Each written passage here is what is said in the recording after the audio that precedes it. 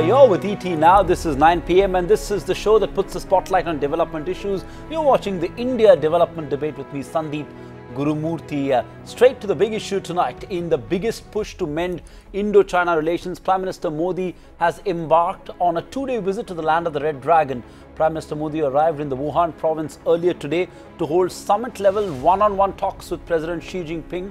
The two leaders are expected to hold freewheeling talks on a wide range of issues, even though no agreement is expected to be signed or a joint statement issued. What we will see is a display of the power of personal diplomacy as Modi and Xi stake their credibility on fixing the bilateral relationship. Modi's historic visit is being compared to former Prime Minister Rajiv Gandhi's 1988 China trip, where he met Deng Xiaoping and reset bilateral ties which were strained since the 1962 war. Optics aside, Modi's China trip comes at a time when fears of a global trade war at an all-time high. So can we expect a reset in ties? What will be the terms of the reset? Can India and China develop a new modus vivendi in Wuhan? That's what we're discussing tonight on the India Development Debate. Joining us on the India Development Debate tonight, Seshadri Chari, Member, National Executive and Convener, Foreign Affairs Cell of the BJP, Mohammad Khan, Spokesperson of the Congress, Richard Rosso, Senior Advisor, Centre for Strategic and International Studies, Mohan Guruswamy, Visiting Professor, Administrative Staff College of India, and Ambassador K.C. Singh, an ace diplomat. Thank you so much, all of you, for joining us on the show. I'm going to start with the experts first. Ambassador Singh, I'm going to start off with you. What's your own sense? I mean, you know, we've billed this already as a historic visit, as sort of a visit that's going to lead to the reset of ties and whatnot. But in some sense, this is an unusual summit in many ways, isn't it? I mean, no written notes, no agenda as such. There's going to be no sort of statement issued after the summit. So what can we realistically expect?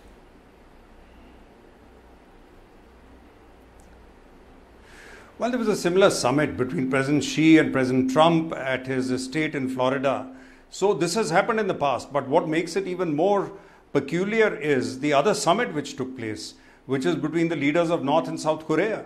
Rarely has it happened that two different parts of Asia find two strategic plates shifting.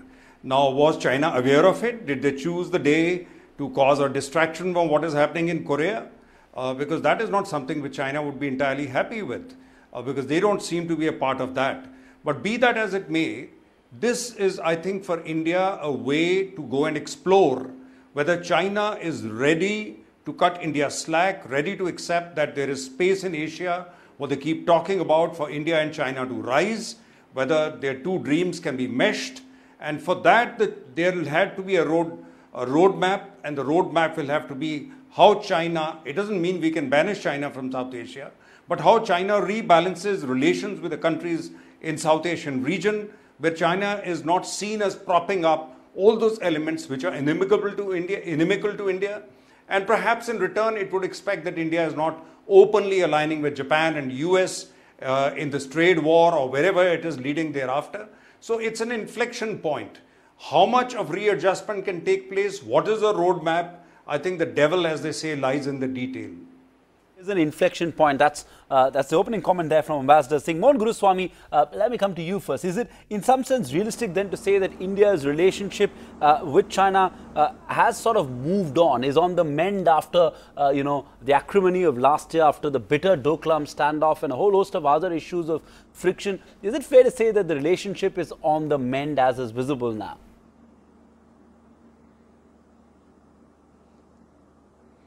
Well, as they say, time is the best healer.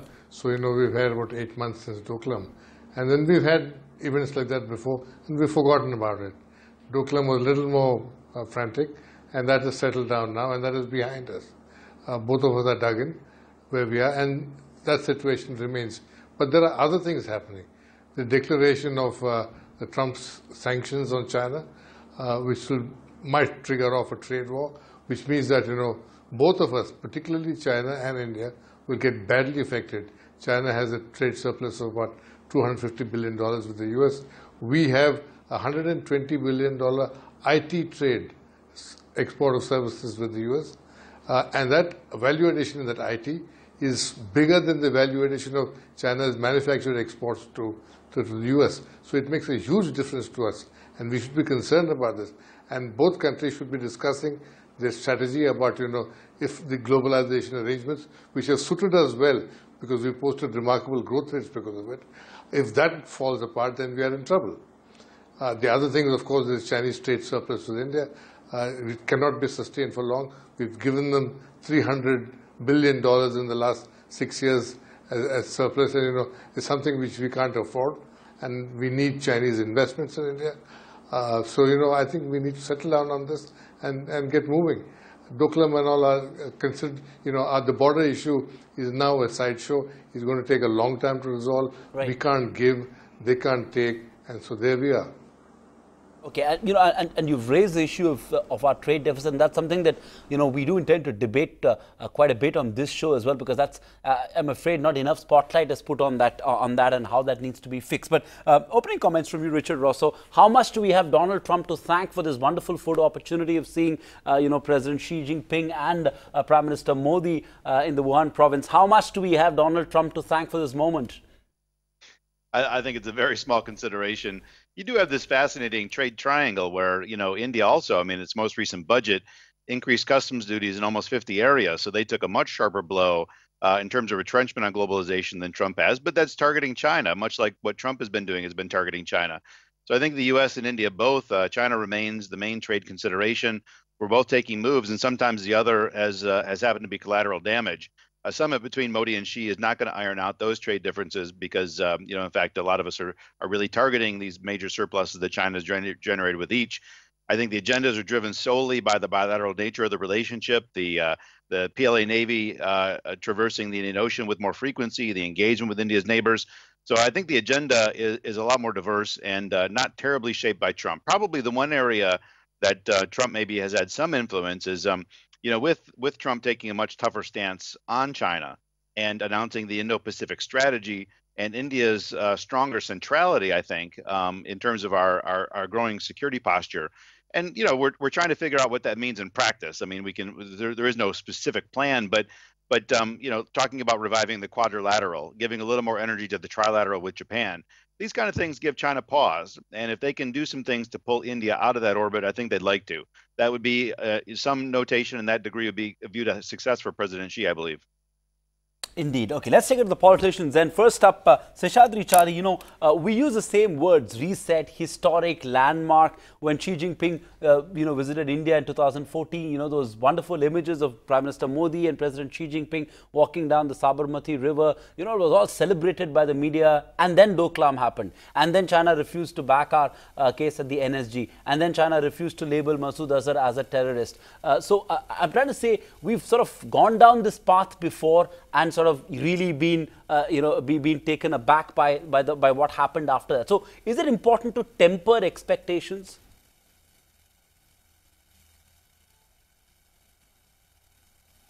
As far as India-China relationship is concerned, I think the real reason. Okay. I think we're on a weak audio with you, Seshadri Chari. My apologies to you. We'll try and fix that in just a bit as we fix that audio with Seshadri Chari. But I'm going to pose that question to Ambassador Singh first, and then I'm going to go to Mohammad Khan. Ambassador Singh, is it important to temper expectations?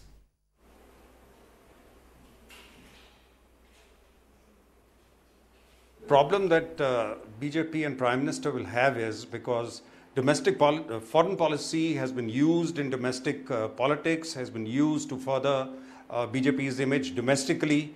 But when you do a strategic reconfiguration, the outcome is not immediately visible. And that's why with Congress raising questions, they would find it very difficult to give answers of what exactly are the takeaways. Because from a strategic thing, the takeaways are always nebulous, always in the future, nothing on the table at the moment. And Chinese, in any case, tend to act with great deliberation. They are not about to overnight do things. They will do it gradually so that it's not seen as if they are, doing it under pressure or doing it in a deal. Now, what is it that they can give, which gives Prime Minister something? Because we've already given something by agreeing not to officially associate ourselves with the 60th anniversary of Dalai Lama's arrival in India. we give something upfront to the Chinese. So I would imagine something will be there, but really substance will lie in the future, if at all.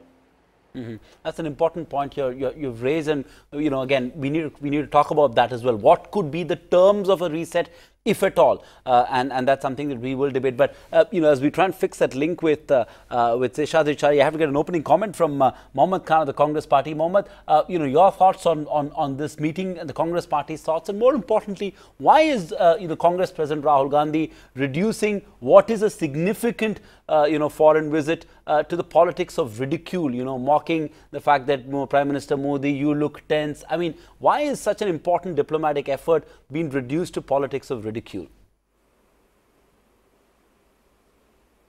Well, Sandeep, if his politics and his outreach efforts have been reduced to a parody, then Prime Minister Modi has no one to blame but himself. Mr. Singh, one of the most distinguished diplomats we've had, is absolutely right. The outcomes of foreign policy are nebulous and often in the future. And that would make sense, except this is Prime Minister Modi's fourth visit. We've had 4 years to watch Mr. Modi's foreign policy vis-a-vis China unfold. I want to count some of the outcomes of that foreign policy. One, after his second visit, China voted against us for our NSG bid. China has openly given statements last year on Doklam where they have reminded us, with some gall, I must say, and audacity, of the lessons in the 1962 war. These are not small statements. Today, we have uploaded satellite images to show Mr. Modi and the rest of the world that China continues to transgress into our boundaries. They continue to build the road which we were promised would not be built, and the border road which they were talking about, and that they would back down. There would be a disarmament and back down of troops.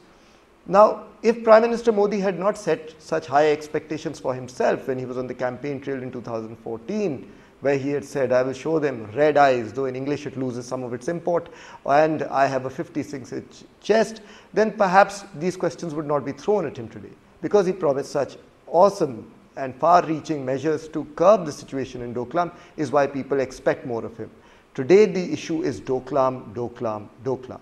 And as you began with the debate by setting the terms, it is a question of Mr. Modi's credibility. Okay. Will he be able to resolve this issue to the satisfaction of our countrymen? And we as the opposition must ask this question. I would also love to at some point come back to the question of the fact that our trade deficit seems to have doubled. That's something we will talk about. Mohammed, that's something we will talk about. If I'm not mistaken, okay, Mohammed, let me interrupt you. Let me interrupt you. We will talk about the trade deficit, Mohammed. Expats repatriate into the country. Okay, Mohammed, we will talk about the trade deficit. I take your point on the criticism, but I still am not convinced that we still need to reduce foreign policy and important strategic diplomatic issues into politics of ridicule, but let's leave that aside. Seshadri Chari, the question that I was asking you on the fact that, is it important to temper expectations?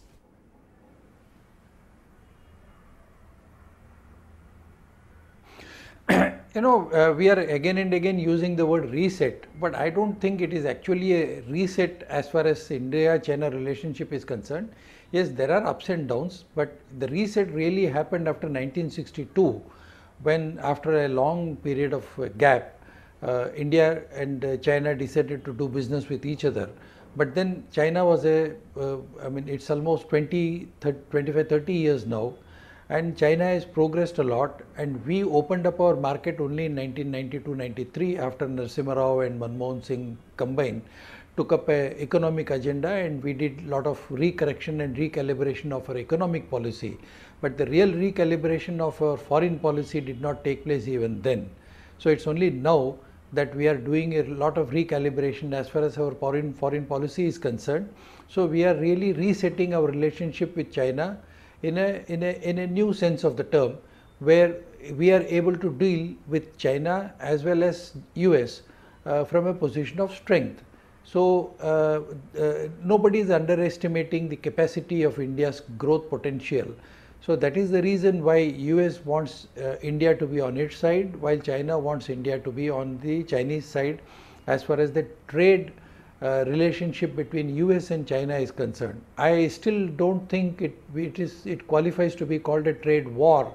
It is not yet a trade war, but it can spin off into a trade war at some stage or the other. But as far as the strategic outreach of China is concerned, Obama had said that China is the natural leader of Asia. Chinese leaders were furious because they said we are the natural leaders of the world. We want to develop as a world leader and not just remain, you don't confine China to Asia. Right. That was the outlook of China at that time. Sure. So now with Trump in it, in the new avatar, I think the Chinese are looking at a redesigning of the geopolitics, and in that India needs to play its role. So I think Doklam is not a very major issue as far as India-China relationship is concerned. Okay. I think we will overcome all those difficulties. Okay. The real issue is how we are able to develop with China, compete with China, and at the same time look at our own strategic national self-interest okay. also. I take that point, but Richard Rosso, how's the world looking at it? Like Seshadri Charya, the BJP points out, is the world looking at this situation as India negotiating from a position of strength? Is that how the world is viewing these summit-level talks between President Xi Jinping and Prime Minister Modi? Well, I think they've seen Prime Minister Modi take a much stronger position vis-a-vis China than we've seen in quite some time. It goes back to his inauguration day and having the Prime Minister of the Tibetan government in exile there. Some of the things that we saw early on, gentle push. Doklam certainly plays, I think, pretty large in people's minds. So I think we have seen Prime Minister Modi take a fairly strong position. But at the same time, I think today, when you look at the relationship, India has. There's more that they would like to get out of this summit than I think China wants. President Xi, if I was in his shoes, I'd say we'd love to get India to join the Belt and Road, but of course, knowing that the path that traverses through Pakistan, that's not through Pakistan-occupied Kashmir, that's not likely to happen. They want to see what they can do to put the brakes on the emerging relationship India has with U.S. and Japan. They want to see if they can get India's support to complete the RCEP trade talk negotiations. So there's a few things that China would certainly have on a short list to bring up with Prime Minister Modi. I think Modi has a much longer list of things that he'd like to get out of this summit and certainly see happen in coming months. I mean, no embarrassing situations like Doklam ahead of the elections, to make sure that I think that if China could be brought around to vote in India's favor on the nuclear suppliers group, again, it's a very high hurdle. Concrete action on the trade imbalance, much like the United States is asking. See if China would consider taking a strong verbal position against putting a naval base in Maldives. So there's a lot that I think both would be putting on, not just for the summit that's taking place right now, but over the coming months to see if they can find some broad ground. The agenda is pretty long, but I think India's list on what they'd like to see coming up is a bit longer, for better or for worse. All right, India has more to extract out of this summit than China. That's Richard Rosso's view. But Ambassador Singh, you touched upon it earlier, and so I want you to respond to this. And I'm going to go to Mohan Guruswamy. What could be the terms of this reset? I mean, what is it that India should hope to gain, and what is it that India will have to concede?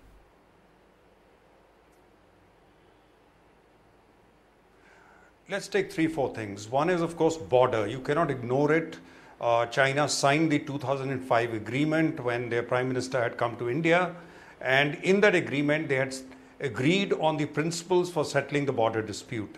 But post-2008, they've walked back from that in the special representatives meeting.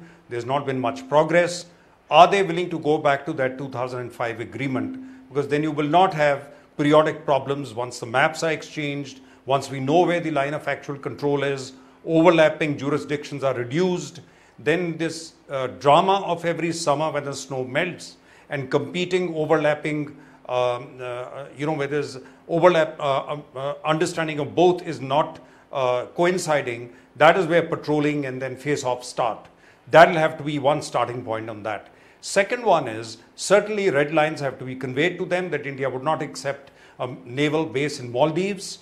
They've already thrown their weight behind an autocratic ruler. It's causing a problem there. So in some of them, probably Chinese can step back. Pakistan will be the last big problem to handle. I think basically Belt and Road Initiative is of little help to India.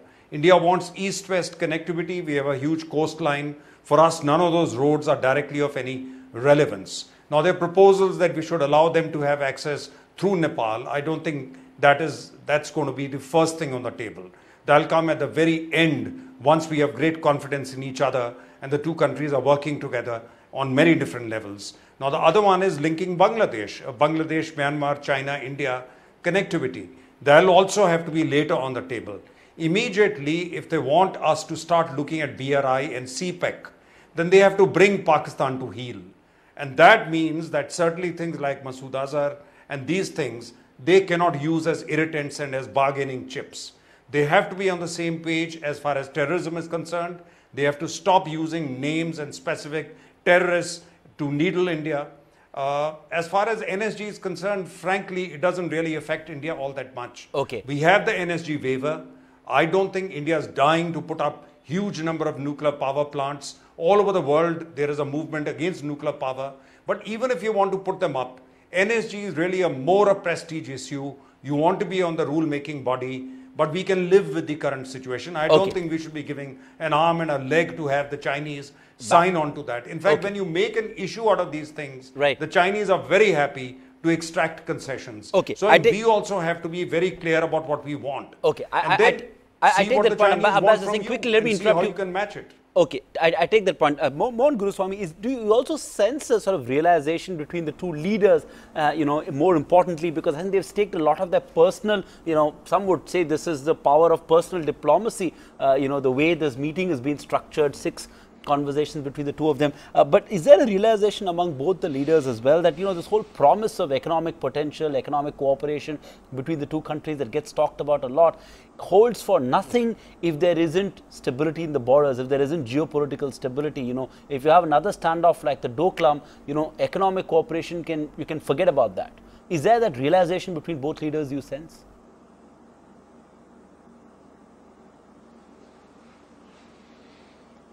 I think there's a realization that tensions do not make for good business and good trade.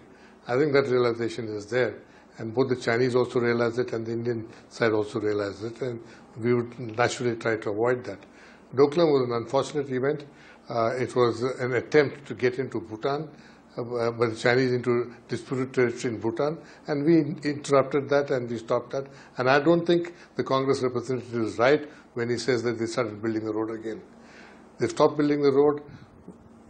The Bhutanese disputed territory is as is, and nothing remains, it's unchanged. And it's unfortunate to make foreign policy issues a part of domestic policy agenda. I think that's not fair. And the Congress party should read what happened before '62, how this border issue got turned into a partisan thing, and how Nehru had to keep taking positions which he couldn't sustain. I think we should be very careful with these things, rather than make it part of domestic politics. It's unfortunate Rahul Gandhi brought it into the Karnataka campaign today. But trade is important. India's dependence on Chinese trade is very significant. For instance, all our computers come from China. $24 billion worth of computers, $16 billion worth of pharmaceuticals, basic chemicals for our pharma industry. It's not as if we are importing Ganeshas and lights and tubes and stuff like that. We are importing things which are critical for our own industrial well-being. So I think we need to get Chinese investment. China is the only country in the world today with sovereign funds to invest into infrastructure and to long-term projects. And CPEC is, I think, we're making too much of a fuss of it. There's already the Karakoram Road, which goes through Gilgit and those occupied areas. And we never made much of a fuss about that. And the CPEC is just an expansion of that road. Okay. I think why make an issue of it? Okay, I think we should be looking at a Kunming-Calcutta road link-up, which will open up trade into the industrial heartland of China and to the eastern India, which is suffering from industrial blight. Okay. And I think these are the things we should be looking for, rather than keep harping on, Indian Ocean ingress. Take the Chinese sea lanes. 70% of their oil goes within 300 kilometers of the Indian coastline. Right. Who's vulnerable to whom? I think this big game that, the Chinese will come into Maldives or wherever, is all, a part of a larger global agenda. I think we should be very wary of this. Okay, I take that point. Let me come to you, and you've raised 2 questions that we are going to debate in just 2 minutes from now. But Seshadri Chari, if I could come to you, very important question at the end of the day is to ask: can these thorny issues, some of these border disputes, some of these other niggling issues that are strategic in nature, that are very difficult to resolve, that cannot happen after one summit or one dialogue, can they can we allow them to coexist, and will they not hold back economic cooperation, fixing the trade barriers, fixing other issues? Can the two fundamentally coexist?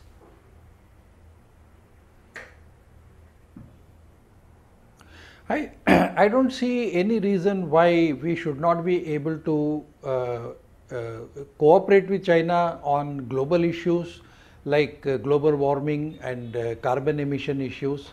At the same time, we should be able to compete with China as far as marketing is concerned. Our own trade and economic policy, we will have to conduct a very aggressive and proactive trade and economic policy with India's neighborhood, especially with Sri Lanka, with Bangladesh, with Maldives, with Myanmar, and with Southeast Asian countries, as China did. And also we have also established what we call the Asia-Africa Growth Corridor.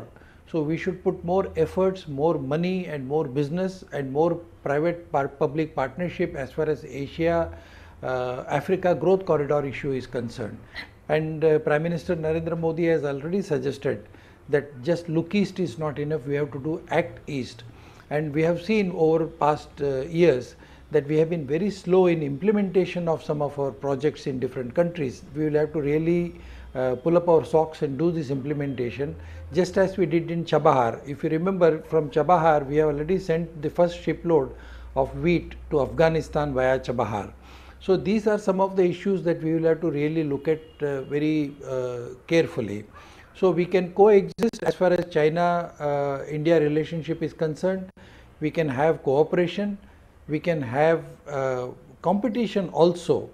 But as far as when it comes to confrontation, I think we should guard our own interest seriously, but at the same time, we can have a border free from tension, we can have a border with peace, and we can have tranquility in the border, but we can continue to talk about border issues as far as China is concerned. But at the same time, when it comes to guarding our own interest in the Indian Ocean region, we should remember that we should be able to safeguard India's interest in the Indian Ocean region, and that also includes China's interest in the Indian Ocean region. But if you remember, when the Chinese ships were taken over by the pirates, it was the Indian Navy which went to the rescue of Chinese ships.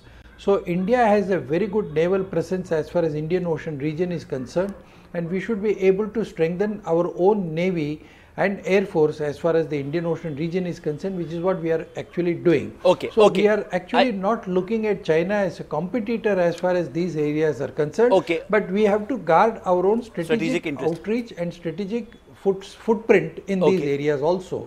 Fair enough. I think we can do this. Mohammed Khan, you heard Seshadri Charida is saying that we need to guard our strategic interests, and yet we need to move forward on areas of cooperation, and there's no reason why the two can't coexist, and this summit has to be seen in that larger context. Yes, I listened very patiently to Mr. Chari without interruption, and I marvel at his ability to say so much without actually putting forth, while actually putting forth so very little. I still am clueless as to what Prime Minister Modi's action points and objectives are from this visit. In fact, Mr. Sheshadri, in his previous intervention, had said Doklam is not an issue. I think this is a wonderful admission coming from a BJP or an RSS spokesperson on a national channel, and I am hopeful that this view is not echoed by his party men. Now, I want to go to what Mr. Mohan Guruswamy was saying, for whom I have very deep and abiding respect. Mr. Guruswamy, I think we are in some position to make the call about our nation's security and borders, considering that we have been honored and privileged to serve this country in government for almost 60 plus years, as they constantly keep reminding us, during which time we liberated a people and created a country, won 3 wars, and also ensured a period of relative peace and calm. I think, as ET now is pointing out in the graphics that are being displayed on the left, border incursions are not a small thing. There are numerous border incursions taking place over the last 4 years. I would be surprised if this did not figure predominantly on Prime Minister Modi's agenda. Everything else is just public relations. Everything else is meaningless if he doesn't first clear the boundaries, if he doesn't first set this in order, if he doesn't draw the line there very, very clearly. And finally, this, Mr. Mohan Guruswamy, you asked us, where do we get this information? Unlike the BJP, we have the courage of our convictions, and one of our leaders, Mr. Randeep Surjewala, earlier this morning around 9:30, tweeted a picture, a satellite image of new construction that has taken place on the border. I would urge you to go look at it. That's all I have to say. Okay, I don't want to reduce into a political spat, but I think the point It's that on Mohan their side of Guruswamy the said, line. and I'm coming to you, Mohan Guruswamy, was let's not politicize what is a very significant strategic effort, and in the interest of the country, we should hope that the two countries can move forward. Mohan Guruswamy, I'm going to come to you, but I'm adding a question. You feel free to rebut Mohammad Khan, but I'm adding a question, and we need to address the issue of trade deficit, which has sort of increased more than twofold, 219% over the last 10 years. What can we realistically do to improve trade deficit other than improving our competitiveness, which is a painful, long task?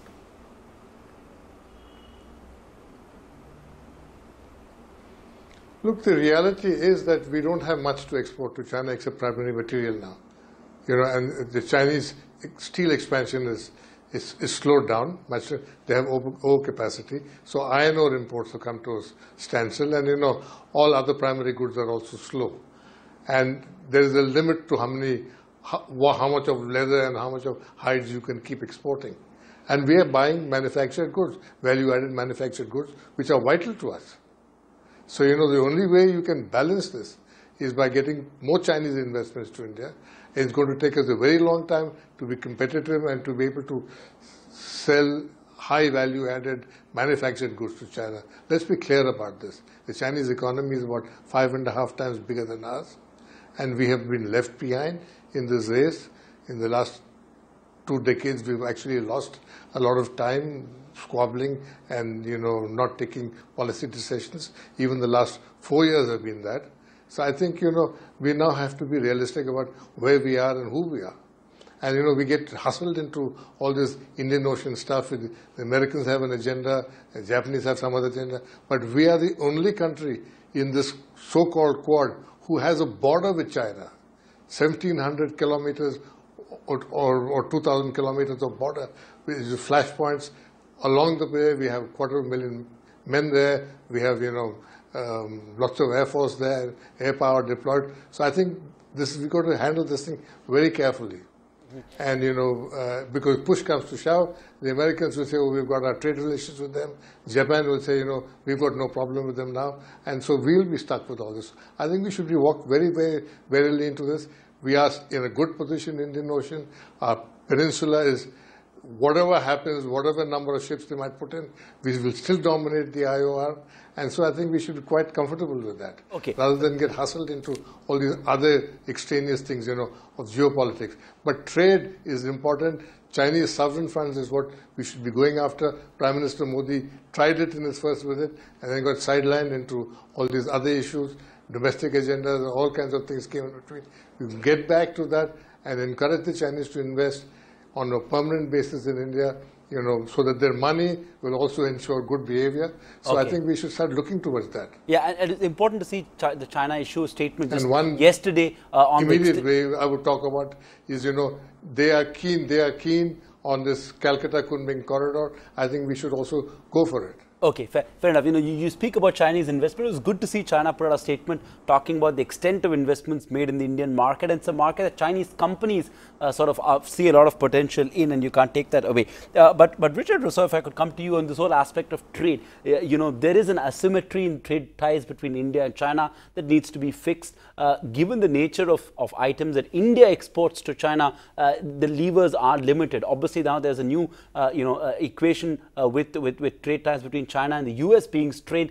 Could that provide an opportunity for India to leverage ties with China on the trade front? Where do you see things going? How does this asymmetry get fixed?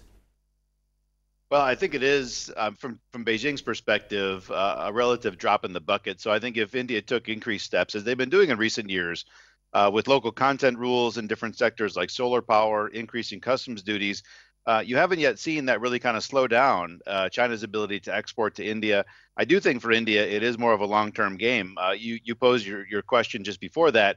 You said, apart from competitiveness, what else can India do? But the answer is only competitiveness. It is about, initiating additional reforms, whether it's land and labor, but mostly getting Indian states to do smart reforms. Because right now, it still is very difficult to get quality electricity, water, land clearances, things like that. So as India becomes more competitive, China right now is emerging into a new thing in manufacturing. Wage rates are going up. The value addition sectors are starting to grow. Actually, a lot of the lower value addition work that China had been doing in the past on things like textiles and such, that's been gravitating to other markets like Vietnam and Bangladesh. That's a space that India could fill and actually start developing sectors where they'd be competitive vis-a-vis China. So I think you know it is more of a long game in trying to balance that. Some of the short-term measures on blocking imports haven't proven to be terribly effective vis-a-vis China, but the long game on reforms at the federal and state level and taking advantage of those sectors that China is starting to move past. It's painful to think that you're going to be picking up things that China has already kind of completed and moved on from. But that is the development path that every manufacturing power went down, whether it's Japan, Korea, Taiwan, China. So it is a path that is well trodden and well understood. Ambassador Singh, you know, how easy or how difficult is it going to be for Prime Minister Modi to sort of, you know, look at Xi Jinping in the eye and say that it's about time that you allow us more market access? I mean, one of the reasons, you know, there is this trade imbalance is also because of the nature of items we're exporting, and China remains, despite its tall claims of an open economy, remains a very close protectionist economy. And, you know, it's about time that India gets market access to be able to export, you know, auto components, IT services, you know, to pharma goods. I mean, it's about time that India gets greater access to these sectors in China, and that just doesn't seem to be happening.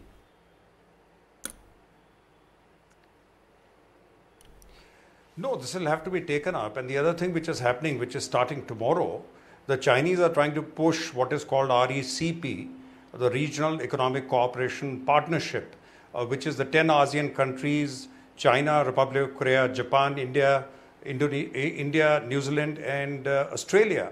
Now, Chinese are building that as a bulwark, and they think that that is necessary in case US, as Trump has said he's on and he's off, decides to join the Trans-Pacific Partnership.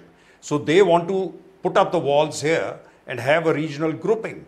Now, if they want us on board for the regional grouping, then within that grouping, we have to start getting other people together and push for exactly that kind of market access. They can't build walls and leave it only available to them as a major manufacturing power while they don't make any concessions. And if you remember, TPP had very strict standards, and that is something that China was fearing, that if those standards become available, and there are 3 members of ASEAN which are members of the TPP, so there are new structures coming up, and that would also probably be something that Mr. Modi has in hand, that if you want a cooperation for RECP, then you please offer us greater market access. Otherwise, you know the noise that Mr. Trump is coming to get you.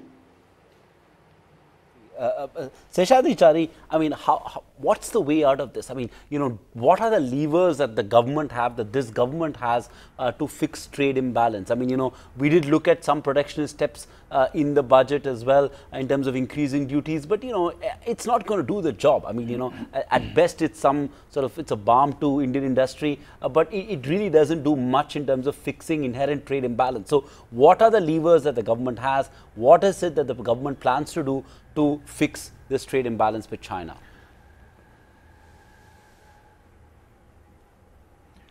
You know, like former Prime Minister of India, Dr. Manmohan Singh had said that both India and China have enough space to grow.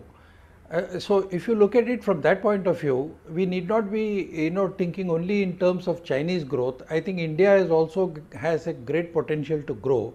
With the opening up of the economy in the Northeast is actually providing a gateway to Southeast Asia. So Southeast Asia is a very large area where we can do a lot of business with. Again, there are about more than 54 countries that are part of the Indian Ocean Rim Association. Only 21 odd countries are members. We have got enough growth potential as far as Indian Ocean Rim Association is concerned. And again, we have a very good platform in BIMSTEC. So BIMSTEC, we will have to strengthen BIMSTEC, we will have to strengthen Indian Ocean Rim Association. Not much has been done in the last 10 to 12 years. So we will have to do a lot of more things in all these multilateral forums which we are part of. So India, these countries also expect India to take a lead as far as these multilateral forums are concerned. Now, Africa has a huge growth potential. India, Africa has a growth potential where we can get good number of investment from Japan. Japan is interested in investing in Africa through India. So we already have a platform where we have Quad, we have Indian Ocean Rim Association, we have BIMSTEC, and we have also got Asia-Africa Growth Corridor. See, against all this background, China has got OBOR with 60 odd members in OBOR. China is not really happy with what is happening there. So it's a sluggish growth as far as the One Belt, One Road situation is concerned. Already China is facing the debt trap as far as Sri Lanka is concerned, as far as Myanmar is concerned, as far as Bangladesh is concerned, and Pakistan is, as far as China is concerned, is almost like a gone case. That is why there are reports that China is trying to deal directly with Baluchi rebels. Because they are not happy with the way Pakistan administration is able to control what is happening in Balochistan and also in Gwadar. Gwadar is an important port as far as China is concerned, China's trade is concerned. So that is the opening point as far as Indian Ocean region is concerned for China. So these are all the leverages that we have as against China. But ultimately, it is our own industry, our own tax policy, our own investment policies, our own FDI policies, our own institutional investment policies, which will all have to be tweaked, and we will have to do more homework as far as hard work is concerned. I think we have a growth potential, and China recognizes the fact that we are in a position where China was about 25-30 years back. Right. So I think within a lesser time, say about 5 to 10 years, we will be in a position where China is today. Okay. So that is a fact that China recognizes. Fair enough. And it is a hard work that we have to put in. Okay, we need to put in the hard work, and it's good to see Seshadri Acharya, the BJP, quote something that former Prime Minister Manmohan Singh said. You know, that's the sort of discourse that we expect, at least on India development debate. Mohammad Khan, in the same spirit, would you concede that this problem of trade imbalances, it's definitely not a creation of the NDA? I mean, this is a legacy issue at best. Over the last 10 years, this problem has been accentuated. Much of it under, under Prime Minister Manmohan Singh's rule as the leader of this country. What can really be done to fix the trade imbalance? Does the Congress have some concrete solutions? Well, judging by the numbers that are being displayed on the screen, the trade imbalance seems to have doubled in size between 2014 and 2018, from 30 billion to in excess of 60 billion. We haven't been in power, so I don't know how you can ascribe that to us as a legacy issue, at least the burgeoning nature of the problem. Number two, as I was trying to say earlier, Sandeep, this statistic, as someone very astutely pointed out, exceeds the amount being repatriated back into India by all our expats abroad. So that is a worrying concern. I'm not an economist by training, I'm a lawyer, so I would say that the government has tools at its disposal. The Director General of Foreign Trade, housed in the Ministry of Commerce and Industry, is tasked with exactly these issues. They are the department that looks into countervailing duties and charges of anti-dumping. I see on your screen that it says there are 62 anti-dumping cases registered against Chinese goods. I'm assuming that that statistic is only for a limited period, because there should be hundreds of cases. Hundreds of cases. It doesn't make sense for them to only levy 62 cases in a year. I think they should pursue this far more aggressively. I think China sees India as a soft market, and the only way you can fight back is as per the interests, as per the instruments laid out under the WTO framework, to which we are both signatories and parties. I would finally say this: there is only so long that you can blame the opposition or the government that came before. You need to put in place proactive solutions. If today questions are being asked of you of Doklam, it is because you raised them first yourself and you promised extraordinary solutions to them. And it is not politics to ask questions of these natures. As you yourself framed the debate at the outset, security is the foremost concern. As the principal party in opposition, we'll keep going back to that. First, ensure our borders are secure. First, ensure we are first ensure that we are meeting as equals, and then we can talk about trade. Okay, fair enough. That's all I have to say. Okay, I take that point, Mohammad Khan. Closing comments, really. I'm coming to you, Mohan Guruswamy, and this is slightly contrarian view, and I'm not sure if you read this, but there was this wonderful piece written by economist Ajit Ranade making a case for India to not completely block out the Belt and Road Initiative, for India to not have such a hawkish stance on the Belt and Road Initiative. He's actually made a case saying that, maybe with regards to the CPEC, we could have issues and that could be looked at in isolation, but India shouldn't shun the Belt and Road Initiative. Do you see merit in that argument, or do you think, given the current political climate, there is no government will have the political courage to embrace an ambitious infrastructure project like the Belt and Road Initiative? No, the Belt and Road Initiative completely bypasses India. It doesn't go anywhere near India. Even the CPEC bypasses India. So, we have nothing to do with it really. We're really out of it. But if we want to have an infrastructure initiative, there's plenty of room for India and China to have this directly. Belt and Road goes into Europe via Kazakhstan. Where are we on that?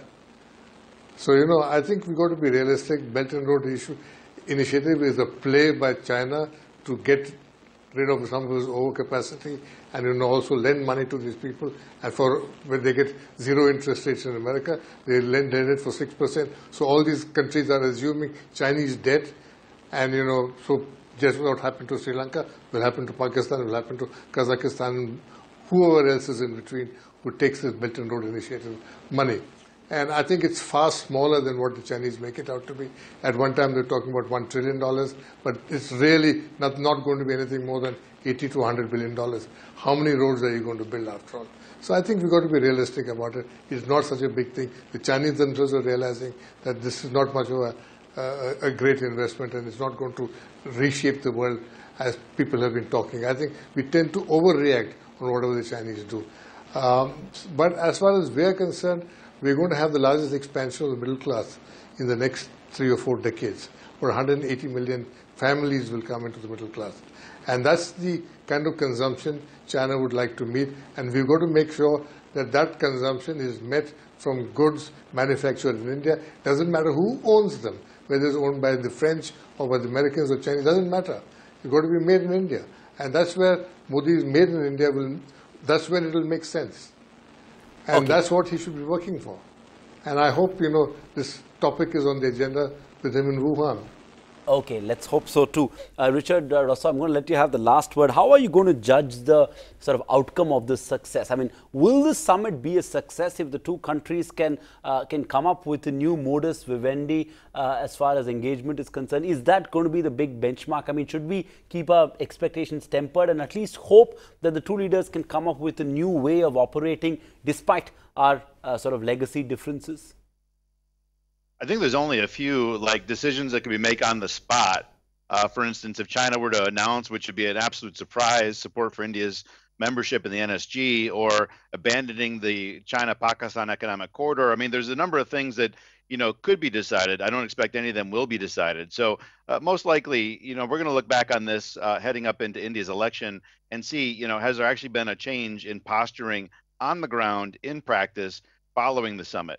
At the summit, you probably will hear nice platitudes about, cooperation and the areas where there actually is cooperation. I mean, we've spent a lot of time talking about Belt and Road, but actually, India and China are partnering. The new development bank under BRICS, the Asia Infrastructure Investment Bank. I mean, these mechanisms that China helped to create, where India has a vote, there's rules of the road, it's very transparent.